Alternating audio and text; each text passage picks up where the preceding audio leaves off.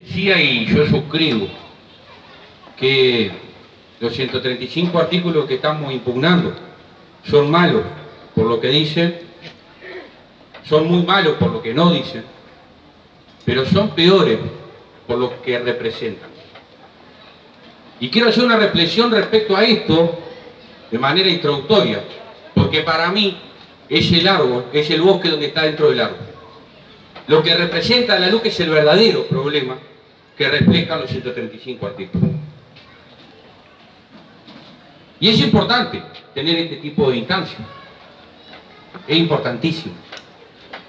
Instancias en donde podamos compartir argumentos, elaborar reflexiones colectivamente para salir a dar la batalla en el puerta a puerta, en el recorrido en la feria, en el estar en la plaza.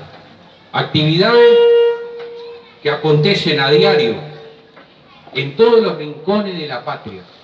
Y es importante que lo sepamos, porque también hay que dar una batalla anímica.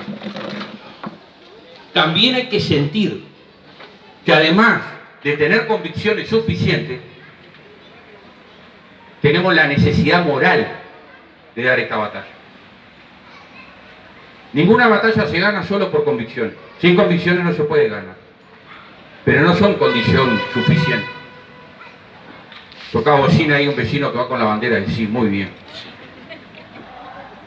Y se necesita sensibilidad también. Hay que sentir la injusticia cometida contra cualquiera como una injusticia propia. Solo así se puede cambiar el mundo. Solo así se puede revolucionar todo lo que está mal.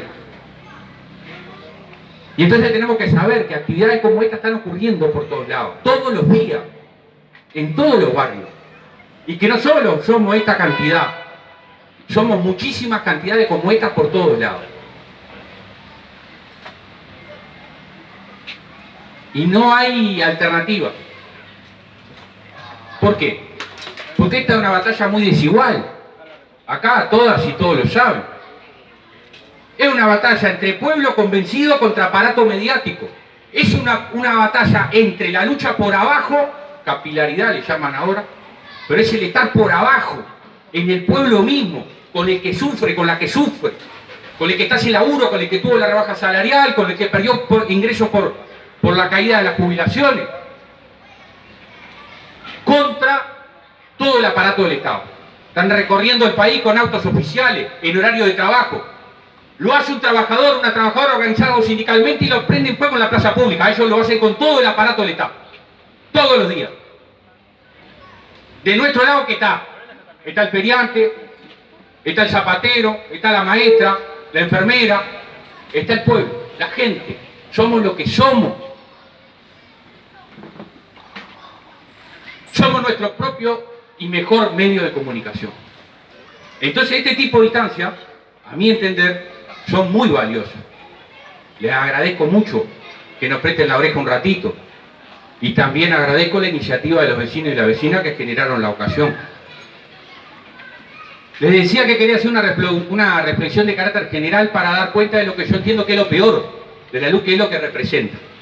Para después hacer el análisis de cada uno de los 135 artículos. No, mentira, imagínense. Para hacer el análisis de algunos artículos. Venía muy serio, ¿no? Debería que me quede alguna. Lo hago en clase esto, siempre a veces me resulta, a veces no. Bueno, y para hacer la reflexión quiero traer a la memoria a Andrés Vargas. Andrés Vargas fue prendido fuego vivo en julio del 2020, en la Ciudad Vieja. Estaba en situación de calle, alguien pasó y lo prendió fuego. Andrés no se murió de milagro, esa es la realidad, no se murió de milagro. Pero se recuperó, no se recuperó por milagro, se recuperó por otra cosa. Y el caso de Andrés, que es trágico en sí mismo, para Andrés y su familia y sus seres queridos, es emblemático y representativo de esto que yo considero que es el centro de las cosas. Porque el caso de Andrés Vargas representa lo peor y lo mejor de nuestra sociedad. Representa lo peor, ¿por qué? Porque representa el grado máximo de alienación, de desprecio por la vida. Representa también el olvido. la insensibilidad y la falta de alternativa de una sociedad para la gente que está en la calle. Representa lo peor el caso de Andrés, pero también representa lo mejor. Porque Andrés hoy, a pesar de que quedó muy jodido, porque tiene insuficiencia renal, insuficiencia cardíaca, perdió 8 dedos de la mano, quedó sordo, está en su casa con su hermana en el cerro, con sus afectos. Y Andrés hoy puede estar, a pesar de todo el trajín que tuvo que sufrir en su casa, porque estuvo casi un año internado en el CTI del SENAC, en el hospital de clínica. Entonces lo que le salvó la vida a Andrés fue la solidaridad organizada del pueblo uruguayo. No necesitamos de ninguna multinacional y ninguna empresa capitalista que se quiera hacer la buena, lavándose la cara, salvándole la vida a un pobre que estaba en situación de calle, producto del modelo económico que ellos imponen como normal. Si Andrés está vivo es porque hubo funcionarios públicos, hubo enfermeras, enfermeros, doctores, gente que limpiaba, gente que le dio de comer, gente que le dio medicamentos y no se le cobró un peso. ¿Por qué? Porque lo pagamos entre todos. Lo pagamos entre todas y entre todos. Entonces, si Andrés está vivo, no es por milagro. Andrés está vivo porque hay algo que se llama el bien común, que nos defendemos entre todos, que nos cuidamos entre todos, que además de ser individuos, somos algo más, somos un grupo, somos sociedad, somos colectivos, porque las mujeres y los hombres pasan y las sociedades quedan. Y si no nos cuidamos como sociedad, no valemos nada. Y esta batalla es ideológica. Y esta batalla es la sensibilidad. Y esta batalla es moral. No es solo política. Porque tiene que ver con qué sociedad queremos ser. Qué sociedad no queremos ser. Y de qué nos queremos sentir orgullosos. Como todas y todos ustedes, me dio ganas de llorar cuando me enteré de lo de Andrés. Realmente. Y también me vino ganas de llorar cuando me enteré que estaba en la casa y que lo había salvado la sanidad pública uruguaya. Entonces está claro que es el bien común lo que nos salva. Y yo creo que es justamente el bien común lo que está bajo el fuego del proyecto del 1% más rico, que se expresa en la LUC y en los 135 artículos particulares. Pero también es importante, además de compartir estas apreciaciones, que siempre están para el debate, hablar de los artículos en donde aterrizamos la crítica que refleja este análisis más abstracto y más general que acabo de hacer. Entonces me voy a referir a algunos artículos de los 34, de los 135 artículos hay 34 que refieren a la educación. Hay 34 que también se refieren a la vivienda. Miren qué derecho, ¿no? El derecho a la educación y el derecho a la vivienda. De los más afectados, no los únicos. También está afectada la libertad sindical, también está afectado el derecho a la tierra, el acceso a la tierra, también está afectado el patrimonio colectivo a través de las afectaciones a las empresas públicas. Y dentro de los 34 artículos que están impugnados en relación a la educación, voy a hablar de 3. Capaz que alguno ya me escuchó, pero hay que machacar, el artículo 140, artículo 140 de la LUC. Todo esto que digo ustedes lo pueden chequear, es importante. El artículo 140 de la LUC hace una mínima modificación desde el punto de vista del texto, de la cantidad de palabras, al artículo 38 de la Ley General de Educación del 2008. El artículo 140 se refiere a la educación en primera infancia. La educación en primera infancia es la que va de la gurizada de 0 a 3 años. ¿Y qué hace la LUC? ¿Qué hizo el gobierno? Incorporó la declaración de no obligatoriedad de la educación en ese tramo etario, de 0 a 3 años. Entonces, los defensores del gobierno dicen, pero antes no era obligatoria. La pregunta es, si antes no era obligatoria, ¿por qué la necesidad de incorporar explícitamente el carácter no obligatorio de la educación en primera infancia? ¿Y saben por qué?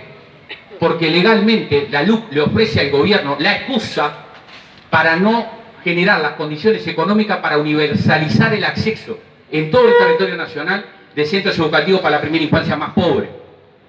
Y hay que poner el énfasis en los más pobres, porque eso es lo que más afecta. ¿Por qué? Porque yo soy una familia, vengo de una familia de laburantes. Soy un asalariado igual, o vivo de ingreso de trabajo, de mi trabajo. Y tengo 2 gurisas. Y cuando las fuimos a anotar al CAIF, y miren, imagínense, además soy dirigente de ese sector, pero no conseguí lugar, como cualquier hijo vecino. Y no conseguí lugar porque mi nivel de ingreso, que son 40.000 pesos, me ponía por encima de otro lote de familia que necesitaban ir y que ganan menos. Y listo, se acabó. Entonces, ¿yo qué hice? Y la mandé un año a un centro privado. Tenía esa posibilidad. Ahora, si vos estás sin laburo, si vos estás en el seguro de paro, si no tenés esa posibilidad, y no hay más lugar en el CAIF, ¿qué haces? Te quedás con la gurisa o el gurí en tu casa. Arreglate como puedas. ¿Y qué dice el Estado, el gobierno uruguayo, un documento del Consejo de Educación en Primera Infancia, el CESEPI? ¿Qué dice? Que en el Uruguay hoy, ahora, hay 35.000 niños y niñas del quintil más pobre que no tiene garantizado su derecho a la educación. ¿Y la urgencia del gobierno cuál es? Declarar no obligatoria la educación en primera infancia para que esos 35.000 gurises no tengan ninguna expectativa de que el Estado uruguayo le va a garantizar el derecho a la educación. Por eso hicieron la modificación e incluyeron el carácter no obligatorio, para eximirse de la responsabilidad de darle una mano al que más lo necesita. Entonces, lo que están haciendo es afectar el bien común, están atacando el bien común. No solo están atacando a esa familia, nos están atacando a nosotros, a nuestra sensibilidad, a nuestros valores superiores, a la forma en la que queremos vivir entre todos y entre todas. Pero al mismo tiempo,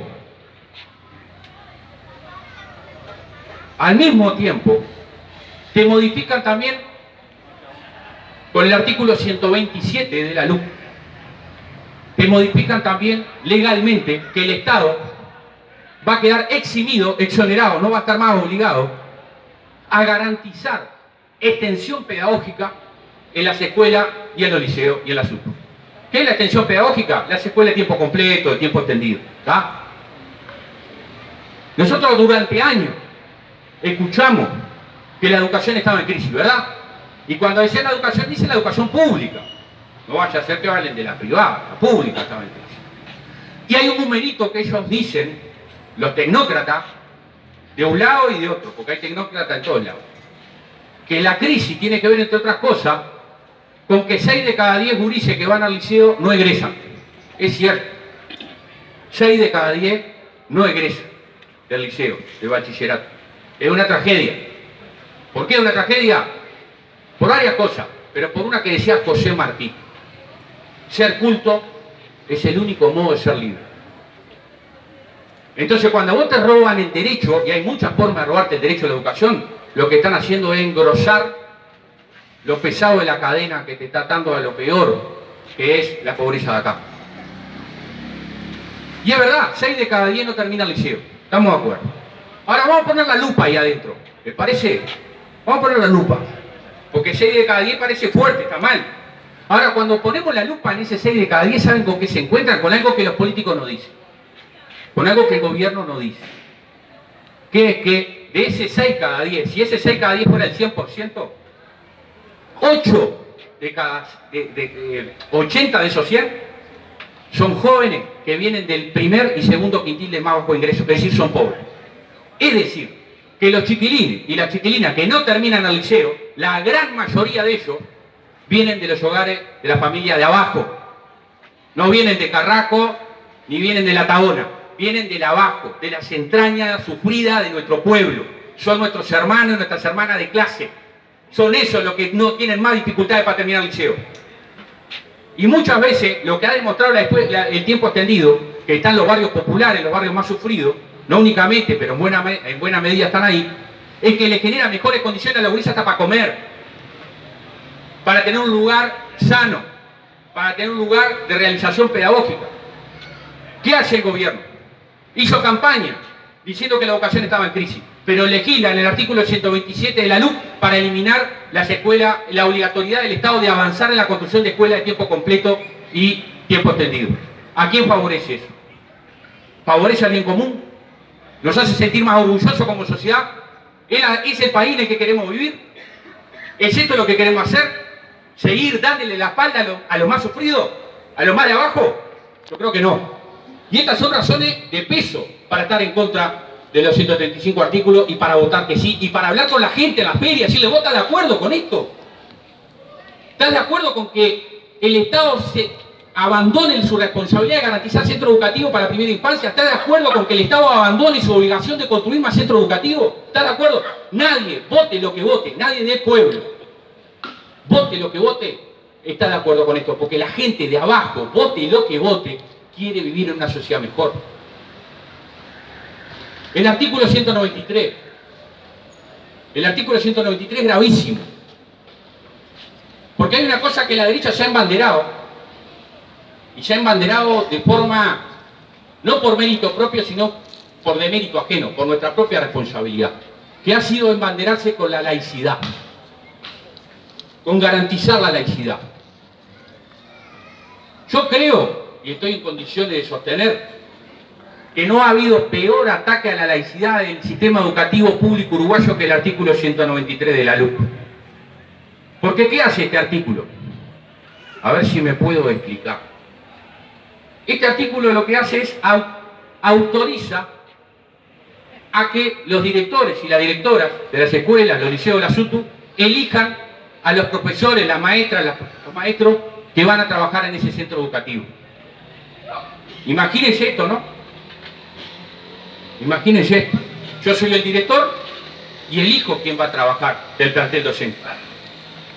¿Por qué esto es una violación a la laicidad? Flagrante, grosera violación a la laicidad. Primero porque derrumba todos los mecanismos de transparencia en el acceso al cargo que existen en el Uruguay históricamente. El sistema de concurso, que da garantía de transparencia. Pero además, imagínense ustedes a una mujer como Graciela Bianchi, como directora, eligiendo quién de ustedes va a trabajar y que no en función de sus preferencias, en función de sus valores, en función de lo que ella considera que está bien y lo que está mal. Imagínense a una directora como Arnejo, la directora que era del Liceo 1 Departamental de San José, donde nos sancionaron a 15 compañeras y compañeros. Ahora veo a Marcela ahí, que le mando un saludo.